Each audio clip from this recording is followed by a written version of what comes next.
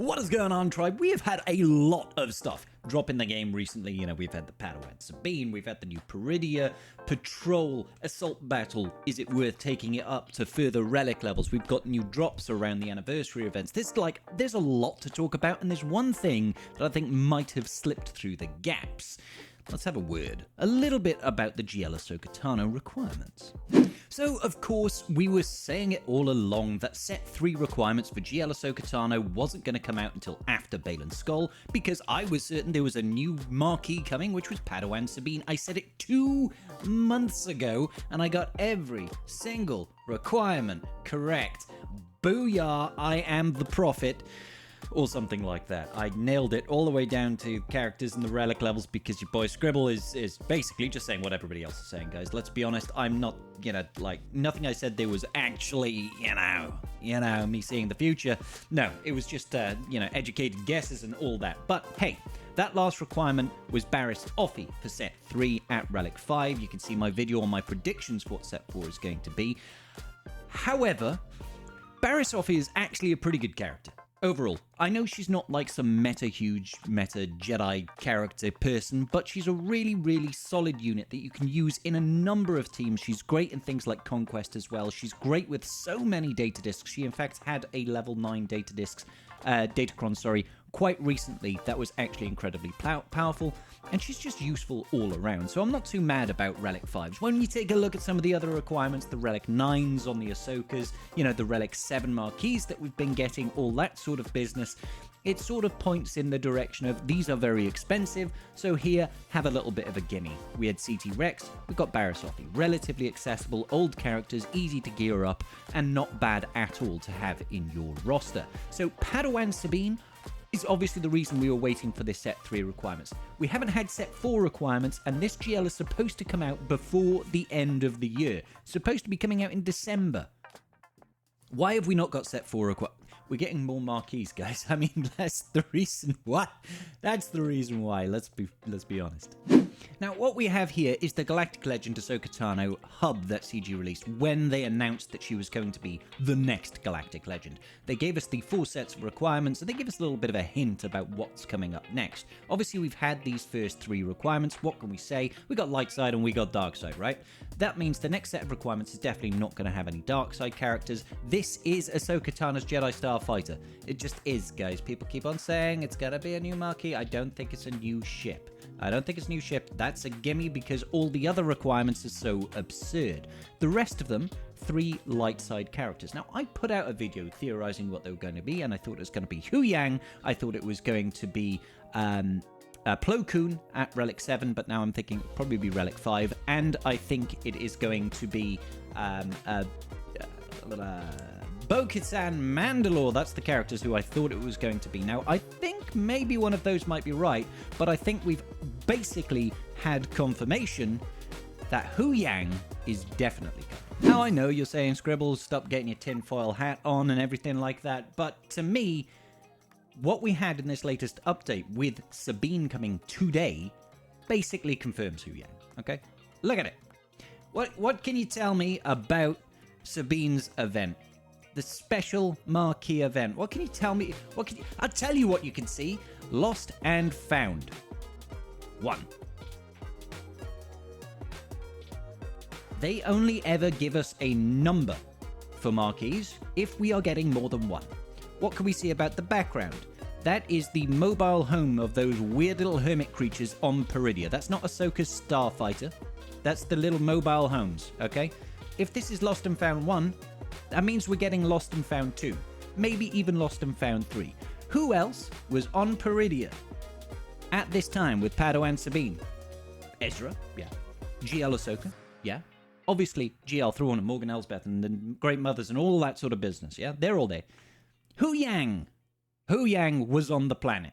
He was on Ahsoka's ship at that time, so he belongs in this background. It would make thematic sense. He would be another Spectre ally. Maybe he might be, have a couple of other droid tags, maybe even Galactic Republic, because he's been around since the beginning of time, basically. But to me, this is telling me we're getting at least 1 more marquee. At the very least. Just so you know that I'm not going absolutely nutty, you can see it right here. Lightsaber for Hire 1, Shin Hati. Lightsaber Hire 2, Marok.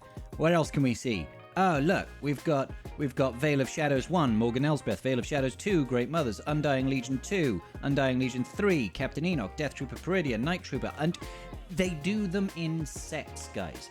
They do them in sets, and they're always going to be the same factions as well. So it's not like we're going to be getting some other character, you know, one of those hermit guys, maybe. It's going to be a Spectre Tag character, and it is going to be Huyang because he was there on that planet. It's simple as that. Now, I know what you're thinking, guys. Is Huyang going to be a requirement? I still very much think he is. The only problem that I have with that is that they said they were releasing a full team for GL Ahsoka Tano, and if we count them all off with the Spectre Tag, I think it's still not in the game, is it? Oh, it's back in the game. There we go. If we count them all off with the Spectre Tag, even with Huyang and GL Ahsoka Tano, that's only 4 characters, meaning we need 1 more. And there's only 1 set of requirements. So are we actually going to get 2 new marquees? Are we actually going to get Huyang and General Syndulla? That's gonna be so painful. Man, like, that's 6 marquees for GL Ahsoka Tano, and they'll all be Relic 7. I don't think, personally, that the next set for GL Ahsoka, I don't think that this last set over here is going to have another Relic 9. I think it's going to be Snips' ship, which is going to cover off, hey, let's get everything for Snips. We can't relic ships, you know, we just relic the pilots. Then we're going to be Huyang, and then I think it's going to be Plo Koon. We'll get to that in a minute, and then it might well be General Syndulla. It might well be General Syndulla, and that is so much, because that means that GL Ahsoka has to come before the end of the year. It's most likely going to tie into when the new Datacron set comes out, because if we check out Padawan Sabine's kit reveal, we can see right here, does she have a bespoke Datacron? No, but keep your eyes peeled for affixes for both her and Ahsoka in the next Datacron set. So the next Datacron set is most likely going to have either Unaligned Force User or Spectre, and that would make sense because we're just going to unlock Ezra, right? Like, looking at Ezra, he's a new Conquest unit. They always get a level, well, almost always get a level 9 Datacron for the last Conquest unit. He is a Spectre tag. He is a Jedi. You know, we know that Padawan Sabine is Unaligned Force User. She is also Spectre. Ahsoka's going to be Spectre and an Unaligned Force User, so we might have Ufu tags, maybe, probably not, just because this last set has got Ufu as well, but certainly is going to be a Spectre tag in the next Datacron set. But that's the other thing, guys. That's the other thing. We need to consider as well, when is the next Datacron set dropping? Well, usually it drops around about the same time that the previous set dusts. So this one is going to dust on the 25th of next month, the 25th, but usually the new Datacron set comes out the week before, so it would be around about the 18th that we get a new Datacron set come to the game. It's always like that week before, usually that week before you can buy it in the shipments, and then a new Conquest will kick up after that. So that's kind of the timeline we're looking at. We need to get in 2 marquees potentially. We need to get Huyang, and we need to get General Syndulla potentially to finish off the entire team for GL Ahsoka Tano, and it'll have to tie in the next month. That means one thing in particular. We are not having these characters anywhere close to being free-to-play farmable by the time Ahsoka's event drops. She won't be, but Galactic Legends, they are permanently in the Journey Guide. So it's not like you'll have to, you know, wait 3 months for GL Ahsoka to come back. No, it's permanently in the Journey Guide. It just means they're not even going to be in shipments. Both Huyang and General Syndulla won't be in shipments by the time that GL Ahsoka's event drops. So unless you wail, you are not getting it day 1. That should come as no surprise to absolutely anybody. But I just think it's kind of crazy, guys. I think it's kind of crazy that this is the route that we are taking. It's absolutely mad how expensive this new Galactic Legend Ahsoka Tano is. All of those Relic 9s and all of those new marquees. Potentially 6 if we are reading the tea leaves correctly. Now, we could potentially have Huyang come to the game and have General Syndulla come to the game, but not necessarily be marquee requirements for GL Ahsoka. I think it's unlikely. I still think that we'll get a GL Thrawn afterwards, and maybe they form part of the marquee requirements for him. Who knows? Who knows? But speaking of Relic 9s, I can't show you now because the event's gone, but we recently had the Peridia Patrol assault battle, new assault battle that requires Imperial remnants, and that is essentially for Enoch, Death Trooper Peridia and Night Trooper, ladies and gentlemen. So if we go over here and we just take them out, so it's Night Trooper, Enoch, and Death Trooper Peridia. These three have got a new assault battle tier. It is pretty good, gives you a boatload of credits, gives you some really good materials, gets you Kyrotex, gets you top-end gear, and now also drops Omicrons. My only bone of contention with the new Peridia Patrol assault battle is that they have removed all of the signal data, and signal data is a huge, huge crunch. And secondly, you have to think about, well, now that we've introduced Omicrons, which is great, 5 potential Omicrons you can get from the Relic 9 tier, that's really good, but it does increase the amount of time it takes to actually earn back those Relic 9s. So I don't feel at this point in time that Relic 9ing your Imperial Remnants, and that's just these 3 characters, is the best thing to do right now. The only caveat I will give is that I do think the next raid is Peridia. I've been saying it for months and months and months, and if that is the case, the factions are going to be Night Sisters, Mercenaries, Spectre, and Imperial Remnant. That's what I think those factions are going to be, so maybe R9 is going to give you some additional value when that new raid drops. However, the cost to entry for R9 is huge.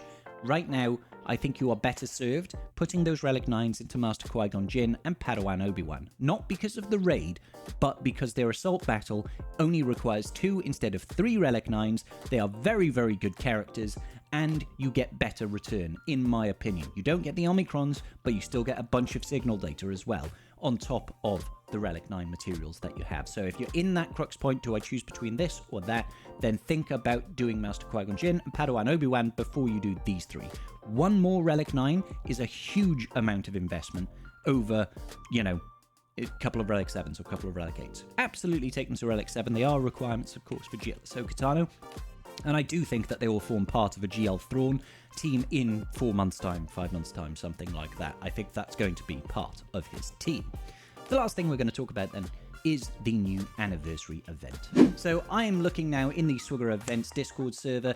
They do all the data mining for the game, so all the advanced information that we get often comes from them. They pull all the stuff out of the files and they say, hey, look, these are the new packs coming. These are the new events that are dropping. These are the new bonuses that we are getting, all that sort of stuff. You can see loads of stuff here, but in particular, a couple of things that I want to call out. One, we are getting a Commander Ahsoka Tano, essentially whale pack, right? So Commander Ahsoka Tano obviously is an old Conquest unit. I think she was the very first one. Very difficult to get, otherwise you'd have to get it through Proving Grounds, so if you weren't originally around, you can actually try to whale. Now, 4,000 crystals is a lot.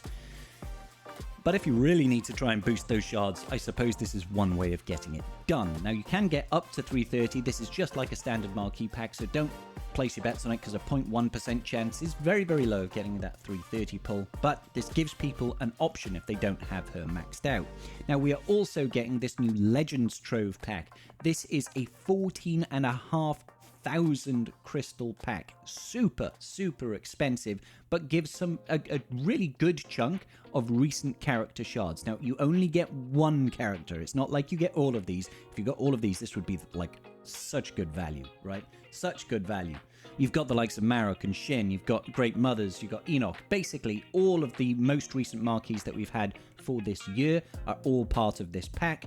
14,500 crystals to essentially get you halfway to 7 stars. I personally won't be doing this, but, well, I mean, I have all these characters at 7 stars, so of course I won't be doing this, but is it valuable to other people? I'm not sure. There might be somebody out there that thinks this is good value. I don't like this sort of gamble pack, but it's there if you need it, guys. Next up, we have got the special anniversary trove pack. They do these once a year. It costs 8,000 shard shop currency, and they essentially give you one character, completely free. Now, there is a lot of characters that you can get here, so this is a lucky dip. For 8,000 shard shop currency, even if you have that character, you'll probably get about 4,000 shard shop currency back from it. So it's not like the worst deal in the world. Maybe you'll get yourself a good character. You know, you've got the likes of Keller and Beck and IG-12 and Grogu and Paz. These are relatively recent characters, and it's, you know, it could just be a little bit of fun. Again, it's not worth it for everybody. It's just shard shop currency. Yes, you could rather use that on stuff like Datacron, Data Cache. You could use it on gear. You could use it on anything that you like, really. But hey, if you want to have yourself a lucky dip, it's going to be there. We're also getting a bonus calendar, obviously, for the month of December, and it's going to have a 30-day calendar with 50 Commander Ahsoka Tano shards, some crystals, credits, and more. So, I mean, you're getting 50 shards of Commander Ahsoka Tano from there. That's really, really great news for anybody that hasn't got her unlocked just yet. So look out for that one. Make sure you don't miss that. We're also getting a new community choice bundle. They do these once a month, I want to say. They go out to the community through the forums. They say, hey, what would you like to see in the community chest? For $15, essentially, you can get some Cantina energy, which is great, so you'll be able to get your signal data. You also get some Zetas and Omicrons, and for $15 to get 5 Omis, that's relatively on par or better than what you would normally get. We also get some crystals and some droid brains and some Zetas. That's all just extra juice. The main thing you're paying for here is the Omicrons. It's okay value. Speak with your wallets, guys. If this is valuable to you, go ahead and buy it. If you really need those Omis, crack on. If not, I don't think your account's going to be too bad if you don't actually buy that. We've also got these new anniversary crystal packs exclusively for the whales. These are going to give you better value than you normally get. You might notice there is a new horde of crystals. You get 44,200 crystals. That's absolutely enormous. Enormous amount of crystals right now. The value of these are much better than what you would normally get. Obviously, still a lot of money. 230 euros is probably about $200, maybe £200 in GBP. Not sure what it's going to be in other currency, but 44,000. If you think about around that $200 price point, that's about 2 volts. 2 volts is about what, 33,000, 34,000 crystals. You're getting essentially an extra 10,000 crystals for about the same price point. It's a big chunk of change. A big chunk of change. Obviously, only directed at the whales. Over here, you can see you've also got the anniversary crystal coffer for the same price as this standard crystal coffer. Look at the value. You're getting 9,600 instead. You're getting an extra 2,000 crystals, guys. I mean, you know, for the same price point, it's great. Obviously, not everybody whales. This only applies to a certain demographic of the community. But if you are looking to buy crystals, maybe wait until these crystals packs drop in the store first. Save that money for now. We're also getting the return of the relic extension packs. These are sort of tiered packs that you can buy. So you've got like an entry point. The first one's free. Then you can spend $5, but it also gets you a couple free tiers. Then you get an extra big pack here. Look at that, $20. So look at this. Already we're looking at 5, 25, 35 at the very minimum. Yeah, $35, but it does get you a lot of signal data and a lot of relic materials. It's hard to say whether this is worth it.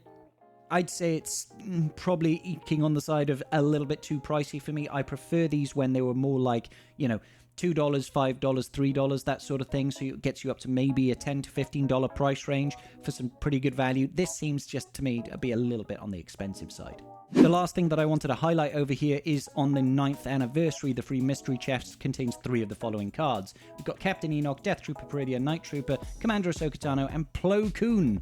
Plo Koon, I think, further reinforces for me that GL Ahsoka Tano is going to have Plo in the next set of requirements. I think he's only going to be Relic 5, maybe Relic 7 at a push. That's going to be along with the ship, Huyang, and potentially General Syndulla. It's going to be painful. We've also got the calendar containing essentially Wookiee shards. I think this is their take on, you know, the old faithful of, oh, we messed up, have 3 Clone Wars Chewbacca shards. Instead, now we're getting a 14-day calendar, which gives us basically all the Wookiees. I don't know if this means anything other than, you know, we might be getting some additional Wookiees in the future. Who knows? Probably not. Probably not. I know this one was a long video, guys, and I really do thank you for staying this long. Do you think that my tinfoil hat has gotten too tight around my head and is crushing my brain? Do you think the aliens have invaded me and scrambled my medulla oblongata or whatever it is? Let me know in the comment section down below. Make sure you like before you go, though. And a huge shout out to my wonderful patrons. You guys are the business. I'll see you all later for the Padawan Sabine event. Peace, and may the Force be with you.